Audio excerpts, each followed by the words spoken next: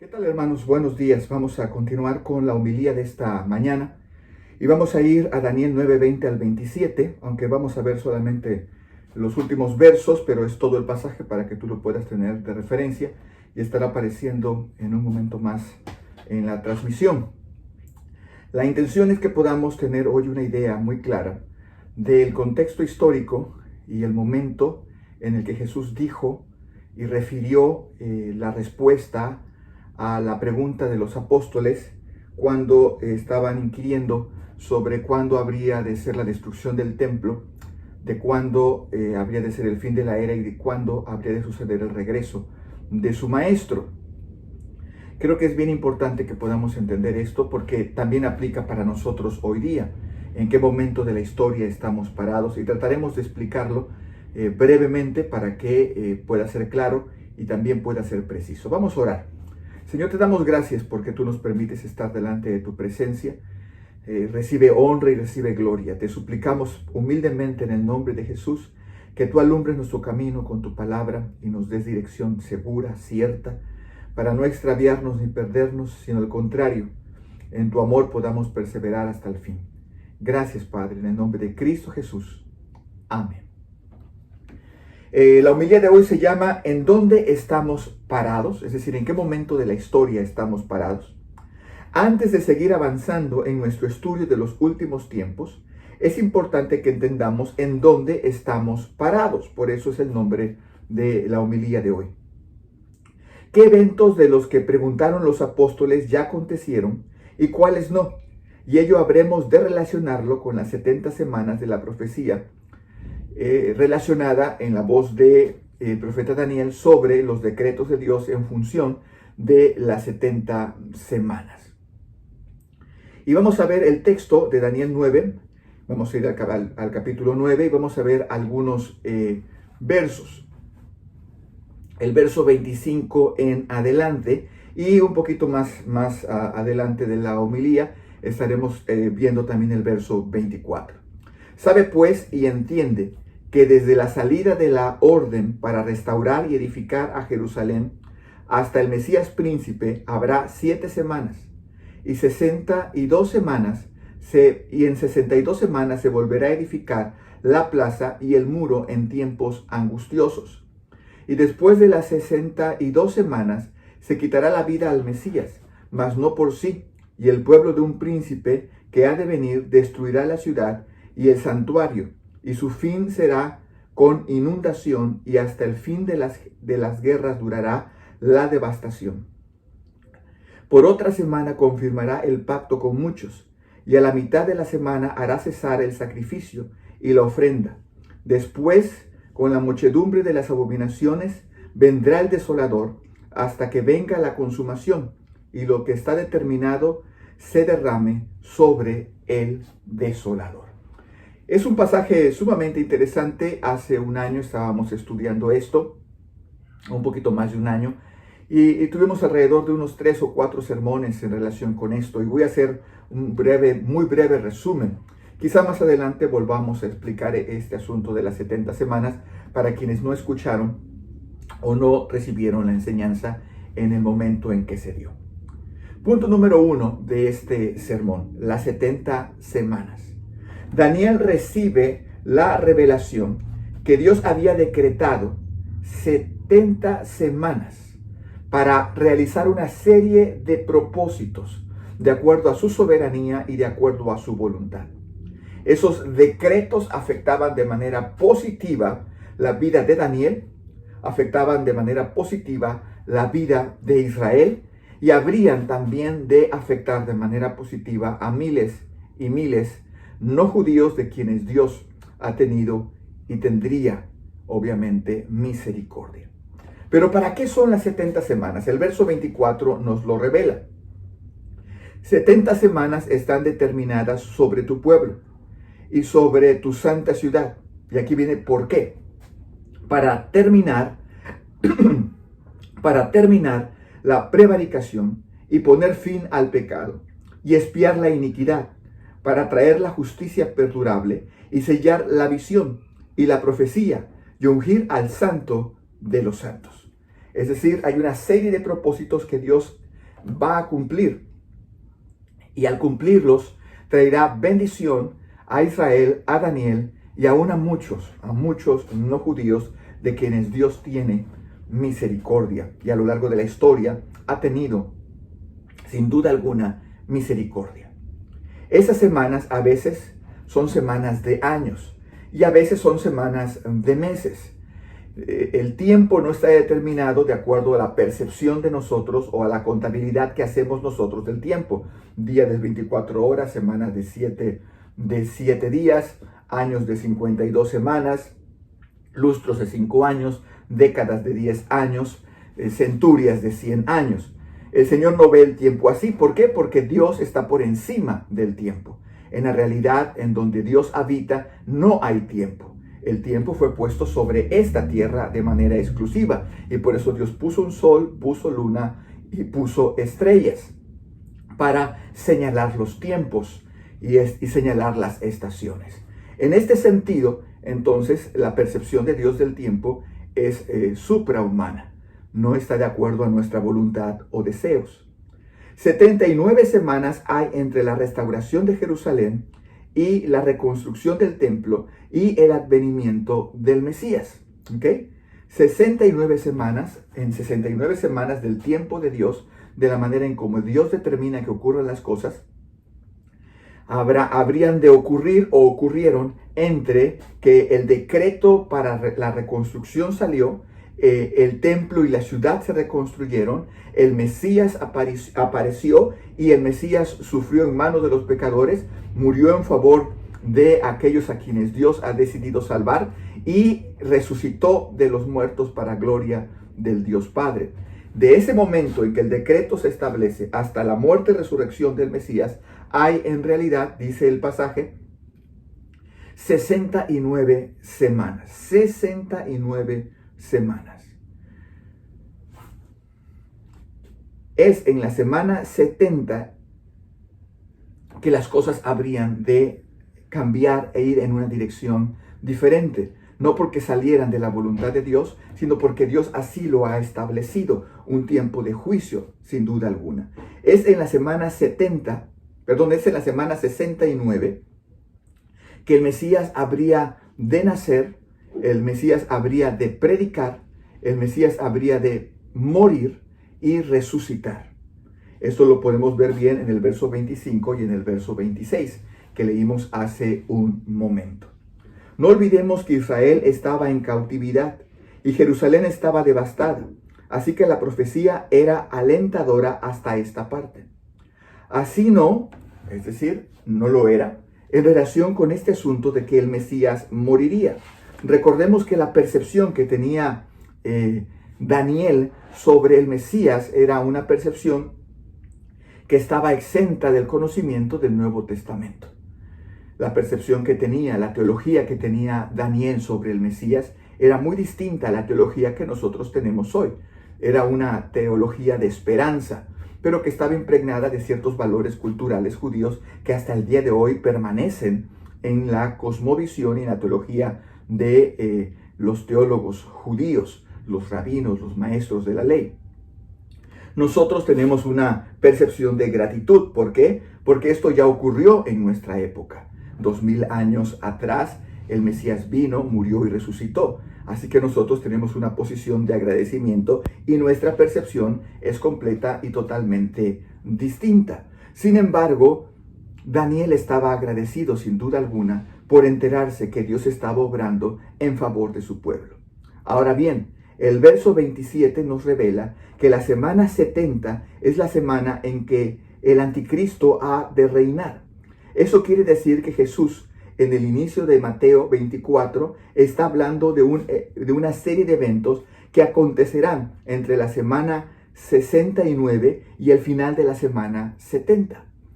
Cuando Jesús está hablando sobre la destrucción del templo, cuando Jesús explica sobre el fin de la era, cuando Jesús está hablando lo que menciona en el verso 3, 4, 5, 6, 7, 8 y 9, Jesús está hablando de cosas que han de suceder entre el inicio de la semana 70 y el final de la semana 70.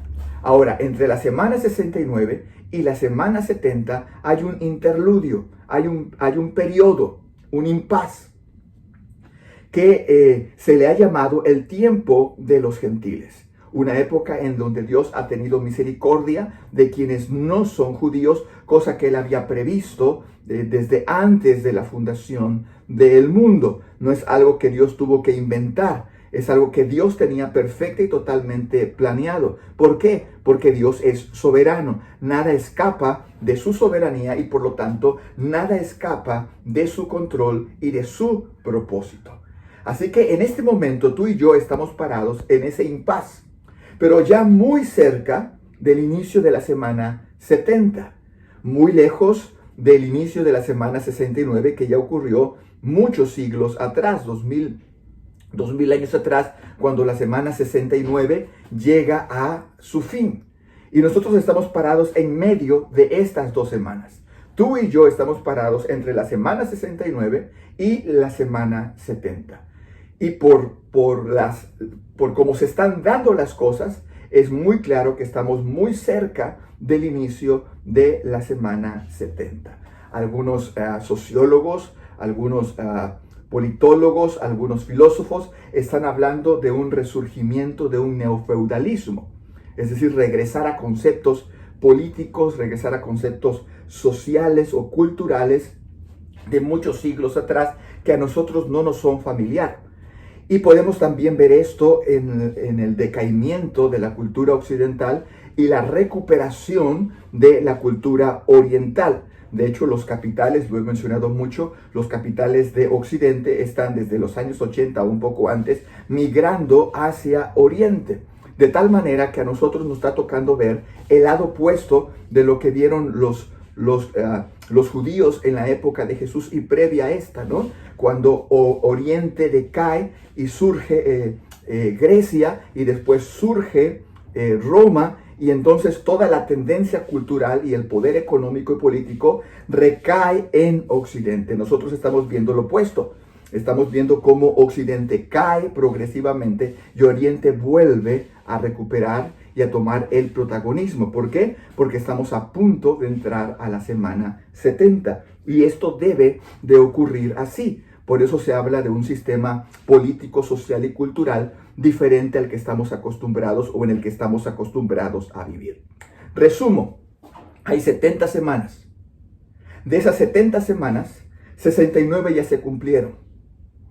¿Cuándo comenzaron esas semanas? Cuando se dio el decreto para reconstruir Jerusalén y que los judíos pudieran regresar de Babilonia y regresar de la cautividad. Ahí inicia las primeras 69 semanas. La semana 69 finaliza con, ya después de la reconstrucción, finaliza con el nacimiento, la predicación, el sacrificio y resurrección del Mesías. Y entonces se establece un impas en el que tú y yo hemos estado parados, nuestros padres, abuelos, bisabuelos, y así hasta el siglo I. A ese impas se le llama el tiempo de los gentiles o el tiempo de gracia para los no judíos. Y estamos a punto de entrar a la semana 70, que como característica tendrá el reinado del anticristo o el hijo de perdición.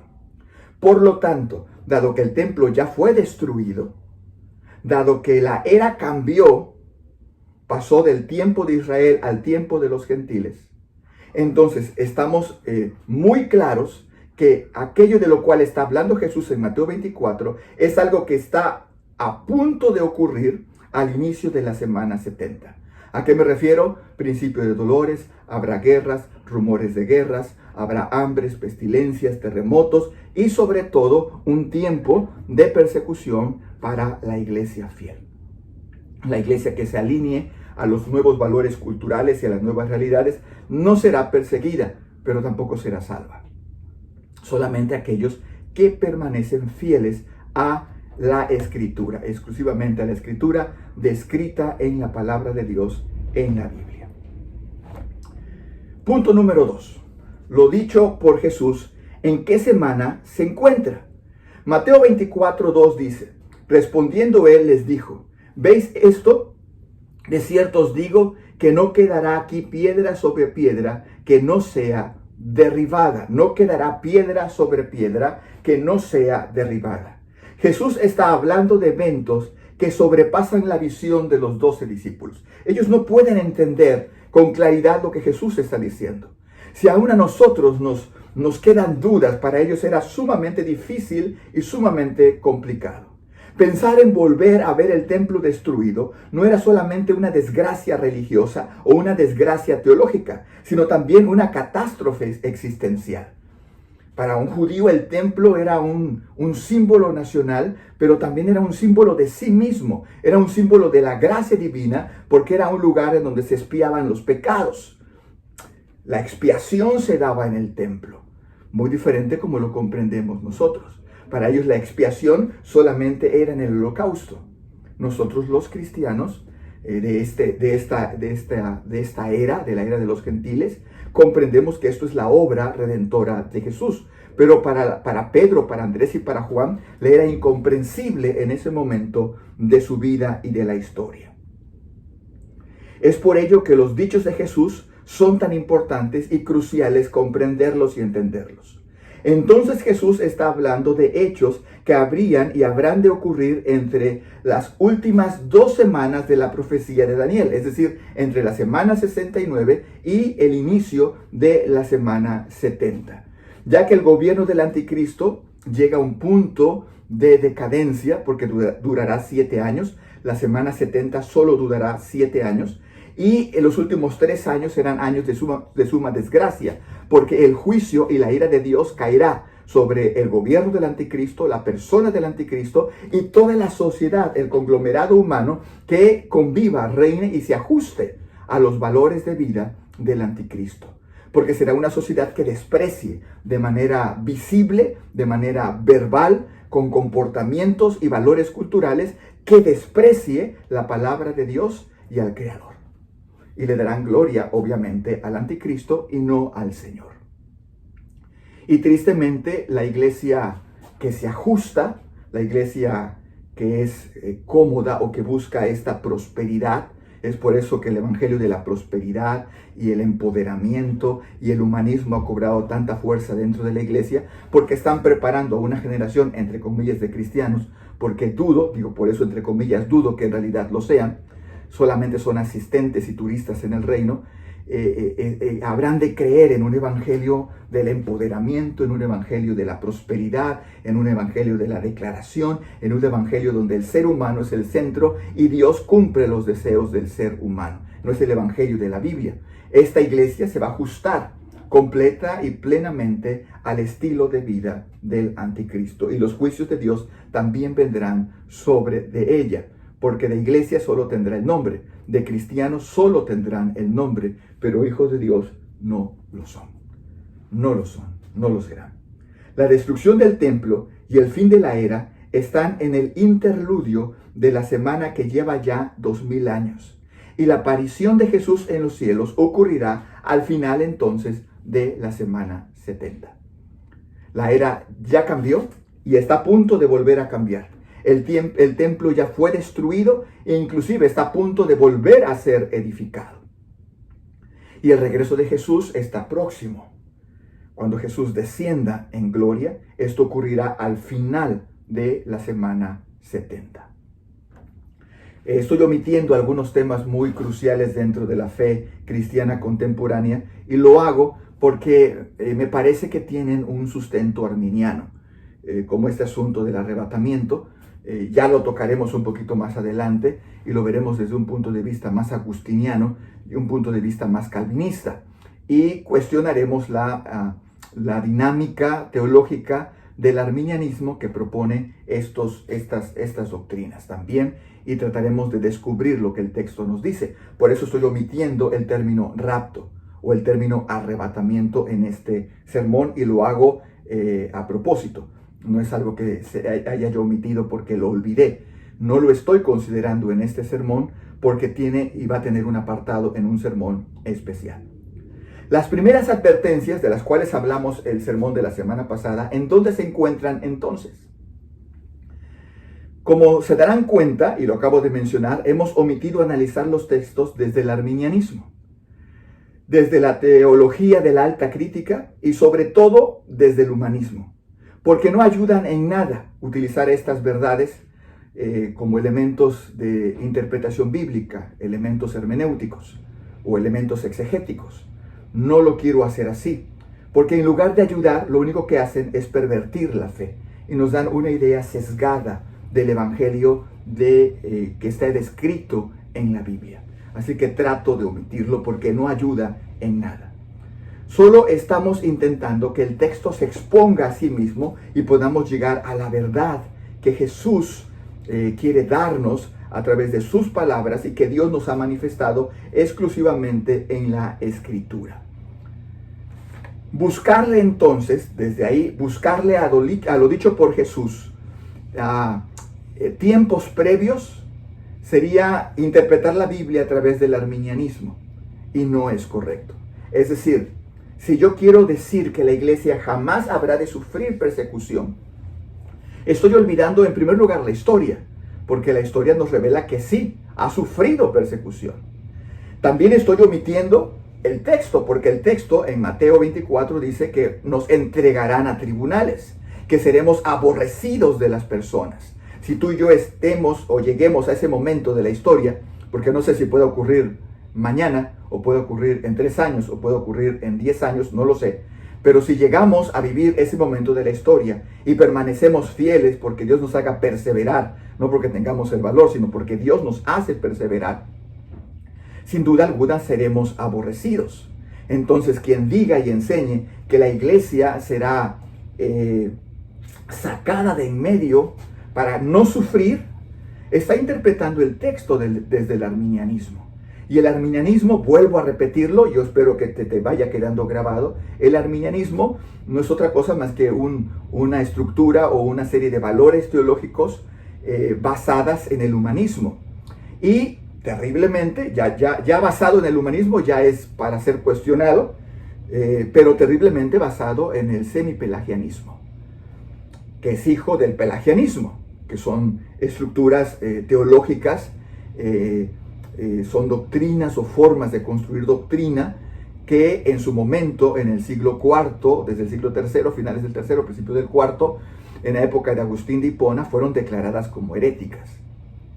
Entonces no podemos interpretar el texto desde el arminianismo porque estamos interpretando el texto entonces desde valores que fueron declarados por la iglesia como doctrinas heréticas. Tenemos que dejar que el texto nos revele. Entonces, que el texto nos revele la verdad de Dios. Entonces, no podemos decir que la iglesia va a ser salvada del dolor, que la iglesia va a ser salvada de la persecución, que la iglesia va a ser salvada de los tribunales, solo porque somos hijos. Pablo fue hijo y fue perseguido y encarcelado. Lutero fue hijo y fue perseguido. Calvino. Y puedo hablarte de un sinnúmero, sobre todo del siglo I y del siglo II. Pero podemos ir a la sierra de Veracruz y podemos ver a muchos hijos de Dios que están siendo perseguidos. Es decir, creer que por ser hijo tendré lo que deseo es incorrecto. Voy a vivir lo que Dios ha planeado que tenga yo que vivir de acuerdo a su voluntad y propósito. Y en ese sentido, cuando Jesús está hablando sobre tribunales, sobre ser odiados, sobre ser perseguidos, está hablando de eventos que habrán de ocurrir si somos muy laxos desde el final de la era de los gentiles, o sea, desde donde estamos parados ahorita, hacia la primera mitad del reinado del anticristo. ¿Entendemos esto? Si somos muy laxos. ¿Muy laxos en qué sentido? Bueno, si queremos decir que es posible que haya situaciones que nos hagan no ver todo el reinado del anticristo. Es posible, no lo sé, vamos a irlo estudiando progresivamente, no quiero adelantarme a los hechos, no quiero adelantarme al texto. Pero a mí me parece que esto ocurrirá al inicio del reinado del anticristo. Yo sé que hay muchos en Facebook, en en Instagram, en las redes sociales, que están enseñando que no. Pero me parece que es una trampa. Es una trampa porque yo no lo veo en el texto. Y si me remito a las palabras de Jesús, que habremos de estudiar también más adelante, descubriremos que los hechos serán como en los días de Noé. Y Noé fue guardado, pero no fue librado del diluvio. Dios le guardó, pero no fue librado. Eso nos llevaría, no quiero adelantarme, nos llevaría, y solamente lo menciono de manera general, a la idea de que Dios nos va a librar, pero no necesariamente sacar, sino nos va a librar. Y veremos como Noé grandes milagros por medio de los cuales Dios nos libre o nos librará de violencias extremas si esa es su voluntad. Dios habrá de proteger a los suyos, pero eso no quiere decir que no viviremos momentos incómodos, momentos difíciles o momentos de persecución. No nos confundamos y no nos dejemos engañar. Esa fue la primera advertencia de nuestro amado Salvador, a fin de que no seamos sorprendidos por el error. ¿Por qué? Porque mucha de la gente que crea que va a ser sacada de en medio para no tener que vivir lo que ocurrirá sobre la tierra, se va a llevar una gran decepción si eso no ocurre. Y entonces quizás sean ellos quienes entreguen a otros que permanezcan fieles a tribunales. Por eso Jesús dice desde el principio de Mateo 24, verso 3, 4 y 5, no, que nadie los engañe. No permitan que las doctrinas falsas, que las malas ideas, las malas interpretaciones de la Biblia les lleve a creer cosas que yo no voy a hacer. O que yo voy a actuar de una manera cuando en realidad voy a actuar de otra. Es lo que dice el Señor.